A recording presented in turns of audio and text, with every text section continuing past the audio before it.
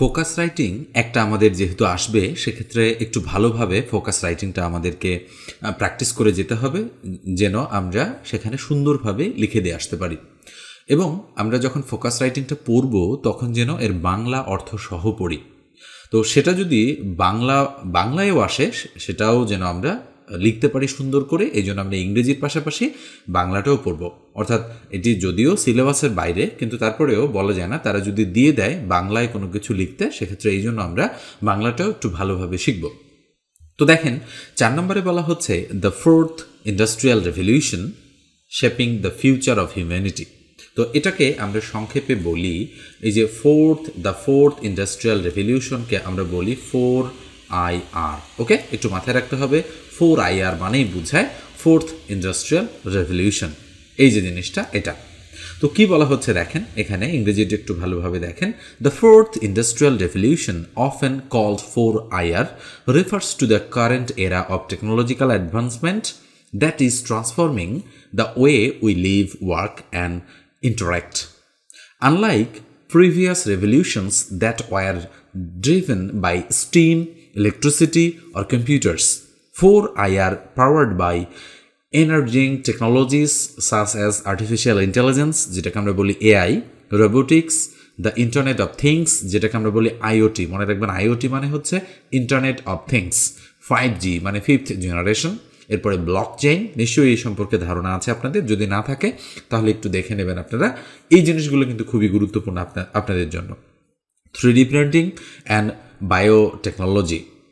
These technologies are merging the physical, digital and biological worlds in the ways never seen before. ওকে, আপনারা এগুলো আসলে পূর্বে কখনো দেখেননি, এই যে বিষয়গুলো এখানে বলা হচ্ছে।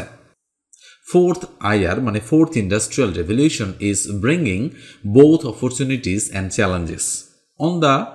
On one hand, it will improve productivity, healthcare, education and daily life through automation and smart systems. For example, AI can diagnose diseases faster. নিশ্চয়ই বুঝতে পারছেন। Robots can work in dangerous environments and smart homes can save energy. On the other hand, it raises concerns such as job loss due to automation, privacy risk, and the digital divide between rich and the poor communities. For developing countries like Bangladesh, 4IR মানে fourth industrial revolution offers a chance to leap forward by adopting modern technologies in agriculture, manufacturing and service sectors. However, to fully benefit, we need to invest in digital infrastructure, education and skill development. A technology-driven workforce is essential for success in the new global economy. এই যে বিষয়গুলো আমরা পড়লাম, এই বিষয়গুলো কিন্তু আমাদের একটু মনে রাখতে হবে, সেক্ষেত্রে লেখার সময় সেন্টেন্সগুলো একটু এদিক ওদিক হলেও কিন্তু কোনো সমস্যা নেই। কিন্তু মূল যে বিষয়টা এখানে বলা হচ্ছে, আমরা একটু পরেই বাংলাটা দেখব, আপনারা বাংলাটা দেখলে আরও ক্লিয়ার হয়ে যাবেন। তো আমি একটু শেষ করি, তারপরে কি বলা হচ্ছে দেখেন। In conclusion, the fourth industrial revolution বা 4IR is shaping the world rapidly. Embracing it wisely with proper planning, innovation and inclusiveness can lead to sustainable development and a better future for all. তো দেখেন, fourth industrial revolution বা চতুর্থ শিল্প বিপ্লব যেটা মানবজাতির ভবিষ্যৎ রূপান্তরের পথ, সেই সম্পর্কে বাংলাটা এখানে দেয়া রয়েছে। কি বলা হচ্ছে? চতুর্থ শিল্প বিপ্লব বা 4IR বলতে বর্তমান সময়ের সেই প্রযুক্তিগত অগ্রগতিকে বোঝায় যা আমাদের জীবনধারা, কাজের ধরন এবং পারস্পরিক যোগাযোগকে দ্রুত বদলে দিচ্ছে। আগের শিল্প বিপ্লবগুলো যেখানে স্টিম ইঞ্জিন, বিদ্যুৎ বা কম্পিউটারের মাধ্যমে পরিচালিত হয়েছিল, সেখানে 4IR এটা মানে হচ্ছে টাইমস নিউ রোমানে করা হয়নি, সুতনি এমজিতেই রয়ে গিয়েছে। তো একটু বুঝে নেবেন যে এই শব্দটা যেখানে রয়েছে সেটা হচ্ছে এটা। চালিত হচ্ছে কৃত্রিম বুদ্ধিমত্তা বা AI, robotics, internet of things যেটাকে আমরা IoT বলি, 5G, ব্লকচেইন, 3D প্রিন্টিং এবং বায়োটেকনোলজির মতো উদ্ভাবনী প্রযুক্তির মাধ্যমে। এই বিপ্লব আমাদের শারীরিক, ডিজিটাল এবং জৈব জগৎকে একত্র করেছে এক নতুন মাত্রায়। 4IR আমাদের জন্য যেমন সম্ভাবনা নিয়ে এসেছে, তেমনি কিছু চ্যালেঞ্জও এনেছে। একদিকে এটি উৎপাদনশীলতা, স্বাস্থ্যসেবা, শিক্ষা এবং দৈনন্দিন জীবনকে আরও উন্নত করতে পারে। যেমন কৃত্রিম বুদ্ধিমত্তা দ্রুত রোগ নির্ণয় করতে পারে, রোবট ঝুঁকিপূর্ণ পরিবেশে কাজ করতে পারে এবং স্মার্ট হোমগুলো বিদ্যুৎ সাশ্রয় করতে পারে। অন্যদিকে এটি কিছু সমস্যা সৃষ্টি করছে, যেমন চাকরির ক্ষতি, গোপনীয়তার হুমকির মুখে পড়া এবং ধনী দরিদ্রের মধ্যে ডিজিটাল বৈষম্য। এরপরে বলা হচ্ছে বাংলাদেশের মতো উন্নয়নশীল দেশের জন্য 4IR একটি বড় সুযোগ। কৃষি, উৎপাদন ও সেবা খাতে আধুনিক প্রযুক্তি ব্যবহারের মাধ্যমে এগিয়ে যাওয়ার সুযোগ রয়েছে। তবে এর পূর্ণ সুফল পেতে হলে প্রয়োজন ডিজিটাল অবকাঠামো উন্নয়ন, মানসম্পন্ন শিক্ষা এবং দক্ষতা বৃদ্ধিতে বিনিয়োগ।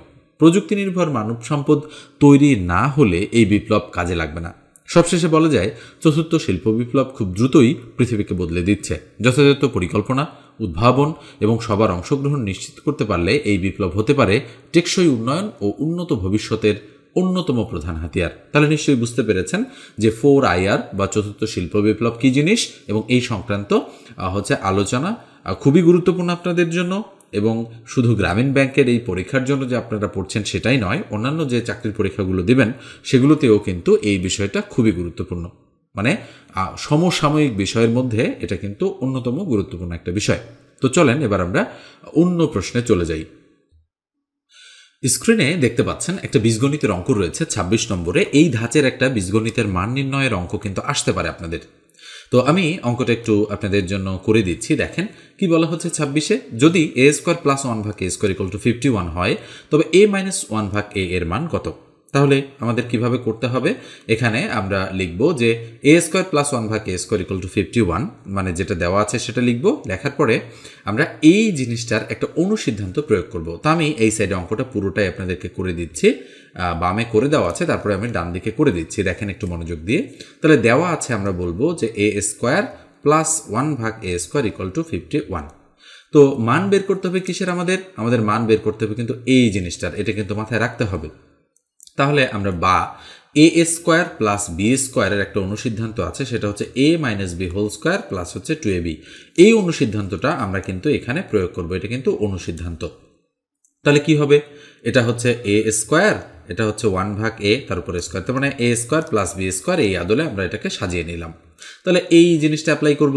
তাহলে a - আমরা লিখব b, তার উপর হোল স্কোয়ার, প্লাস হচ্ছে 2 × a × 1/a, কেননা a বলতে তো এটা আর b বলতে তো এটা, তাই না? এই জন্য = 51 যা আছে তাই লিখে দিলাম। তাহলে বা a - 1/a, তারপর whole square, plus a cross, তাহলে 2 একে কত, 2 = 51। তাহলে আমরা লিখতে পারি বা a - 1/a, তারপর হোল স্কোয়ার ইকুয়াল 51 থেকে 2 মাইনাস করলে কত হয়, 49। এবার আমরা করব কি, আমরা সুতরাং দিব, দিয়ে দেখেন a স্কোয়ারটা যদি এই দিকে আসে, তাহলে a - 1/a ইকুয়াল এই স্কোয়ার এদিকে আসলে রুট হয়ে যায়, তার মানে আমরা অ্যান্সার লিখতে পারি 7। অথবা আমরা যদি আরও অধিকতর অ্যাপ্রোপ্রিয়েট অ্যান্সার লিখতে চাই, তাহলে +-7। আসলে কেউ যদি 7 অ্যান্সার লেখেন সেটাও হবে, কেউ যদি +-7 লেখেন সেটাও রাইট। তো এক্ষেত্রে আমরা সাধারণত কত, মানে +7ই আসলে লিখলেই আমাদের অ্যান্সারটা কিন্তু হয়ে যাবে। তো দেখেন এখন আমরা দেখি যে তাহলে ফাইনালি অ্যান্সার কি দাঁড়ালো। আমি ফাইনালি অ্যান্সার লিখলাম যে অ্যান্সার হচ্ছে +7, তার মানে এটাই হচ্ছে আমাদের রাইট অ্যান্সার। ঠিক আছে, এটা অ্যান্সার দিয়ে দিলাম। এখন দেখেন আসলে অঙ্কটা হলো কিনা, আমরা একটু যদি ট্রাই করে দেখি এখান থেকে। আচ্ছা বলেন তো, তাহলে এইটা a - 1/a এর মান কত পেয়েছি আমরা? 7 পেয়েছি। তো সেক্ষেত্রে আমরা কিন্তু প্রুফ করতে পারি অঙ্কটা। তো আমি সেই দিকে যাচ্ছি না, তো যেহেতু আমরা অঙ্কটা করে ফেলেছি, তো জাস্ট এইভাবেই কিন্তু আমাদের শিটের মধ্যে এটা সলিউশন করে দেওয়া রয়েছে। দেখেন শিটটা একটু আমি সিরিয়াল অনুযায়ী আপনাদের দেখানোর চেষ্টা করছি। এই যে দেখেন এখানে কিন্তু এইভাবেই সলিউশনটা রয়েছে, আপনারা যদি দেখেন ভালোভাবে এটা। এরপরে পরের অঙ্কটা দেখেন, আমি পরের লেকচারে এই অঙ্কটা আপনাদের একটু ঠিকঠাকভাবে বুঝিয়ে দিব। মানে আমরা আজকে একটাই অঙ্ক রাখছি আমাদের আলোচনায়, পরের লেকচারে এটা একটু বোঝাবো। ওকে, এবার আসেন আমরা ইংলিশ টু বেঙ্গলি বা বেঙ্গলি টু ইংলিশ যে ট্রান্সলেশন আছে ওই টাইপের একটা সমাধান করি। এই প্রশ্নটা দেখেন, বলা হচ্ছে কি আমি তোমাকে খাওয়াবো, আই উইল ফিড ইউ। খুবই গুরুত্বপূর্ণ একটা কিন্তু বেঙ্গলি টু ইংলিশ হচ্ছে ট্রান্সলেশন। তো আমি তোমাকে খাওয়াবো, মনে রাখবেন আই উইল ফিড ইউ। এটা অনেক সময় ভাইবা বোর্ডেও কিন্তু ট্রান্সলেশন হিসেবে আপনাদেরকে ধরে থাকে। অতীতে বেশ কয়েকবার হচ্ছে ভাইবাতে হচ্ছে বিভিন্ন জনকে এই প্রশ্নটা জিজ্ঞাসা করা হয়েছিল। তো এটা ট্রান্সলেশন হিসেবে আসতে পারে, যেহেতু আপনাদের গ্রামীণ ব্যাংকে লাইন বাই লাইন ট্রান্সলেশন আসে, সেক্ষেত্রে এটা কিন্তু গুরুত্বপূর্ণ। এখন আমার হাত খালি, I am empty hand now. ঢেকি স্বর্গে গেলেও ধান বানে, habit is the second nature. যুদ্ধ মানবজাতির জন্য অভিশাপ, war is curse for mankind. 2 2 4 হয়, এটাও খুবই গুরুত্বপূর্ণ একটা। 2 and 2 makes 4। সূর্য পূর্ব দিকে উদিত হয়, the sun rises in the east. সে গতকাল ঢাকা এসেছে, হি কেম ঢাকা ইস্টারডে। ওকে, সে গতকাল ঢাকা এসেছে, হি কেম ঢাকা ইস্টারডে। পরেরটা দেখেন, বলা হচ্ছে তুমি হাসছো কেন, হোয়াই আর ইউ লাফিং। দুর্ঘটনাটি কোথায় ঘটেছিল, এটা প্রশ্নবোধক টাইপের কিন্তু 2 একটা আসে। বৃষ্টি সংক্রান্ত একটা আসে, আমি বলেছি, ঠিক আছে। প্রবাদ বাক্য বা প্রভাবস সম্পর্কিত একটা আসে, এই জন্য এগুলো শিখতে হবে একটু। দুর্ঘটনাটি কোথায় ঘটেছিল, why did the accident take place. খাদ্য নিরাপত্তার জন্য কৃষি শিক্ষা অপরিহার্য। খাদ্য নিরাপত্তার জন্য কৃষি শিক্ষা অপরিহার্য। Agricultural education is essential for food security. Okay, তো এবার আমরা একটা ইংলিশ টু বেঙ্গলিতে চলে যাব। এটা দেখেন কি বলা হচ্ছে, in recent years student movements in Bangladesh have played a vital role in raising awareness about inequality in society. খুবই সমসাময়িক এবং বর্তমানে আসার মতো একটা হচ্ছে ইংরেজি টু বেঙ্গলি হচ্ছে অনুবাদ। তো দেখেন এটা কি বলা হচ্ছে, এখানে প্রথম যে লাইনটা রয়েছে, সাম্প্রতিক বছরগুলোতে বাংলাদেশে বৈষম্যের বিরুদ্ধে ছাত্র আন্দোলন সমাজে সচেতনতা তৈরিতে গুরুত্বপূর্ণ ভূমিকা পালন করেছে। তো মনে রাখবেন, এই যে ইংলিশ টু বেঙ্গলি যেটা রয়েছে, সেটা কিন্তু অনেকেই আপনারা করতে পারবেন। একটু এদিক ওদিক হয়তো হতে পারে, হয়তো 10-এ 10 আপনারা পাবেন না, কিন্তু মোটামুটি 6, 7, 8 নম্বর কিন্তু এখান থেকে পাওয়ার একটা সম্ভাবনা রয়েছে। এই জন্য এই অংশটা একটু ভালোভাবে হচ্ছে আপনারা দেখে যাবেন। তো অ্যাটলিস্ট মানে 12, 14, 15টা বা 20টা আপনারা প্র্যাকটিস করবেন। এখানে আমার সাজেশনে বেশ কিছু দেওয়া রয়েছে, সম্ভবত 20টার মতো দেওয়া রয়েছে, ছোট বড় মিলিয়ে। তো সেগুলো প্র্যাকটিস করবেন, পাশাপাশি যদি আরও সময় পান তাহলে অন্যান্য বিষয়গুলোও কিন্তু আপনারা প্র্যাকটিস করবেন। আর আমি ইউটিউব চ্যানেলে ভিডিওগুলো আপলোড করব, সেখানে কিছুটা ব্যতিক্রমধর্মী বিষয়ও থাকবে, সেই বিষয়গুলো আপনারা কিন্তু একটু নজর দেবেন। তো দেখেন তারপরের লাইনটা কি ছিল, তারপরের লাইনটা ছিল যে young students from schools, colleges and universities have come forward to protest against discrimination based on class, region and opportunity. তাহলে নিশ্চয়ই বুঝতে পারছেন যে এটা দ্বারা কি কি বোঝানো হচ্ছে। স্কুল, কলেজ ও বিশ্ববিদ্যালয়ের তরুণ শিক্ষার্থীরা শ্রেণী, অঞ্চল ও সুযোগের ভিত্তিতে বৈষম্যের প্রতিবাদে এগিয়ে এসেছে।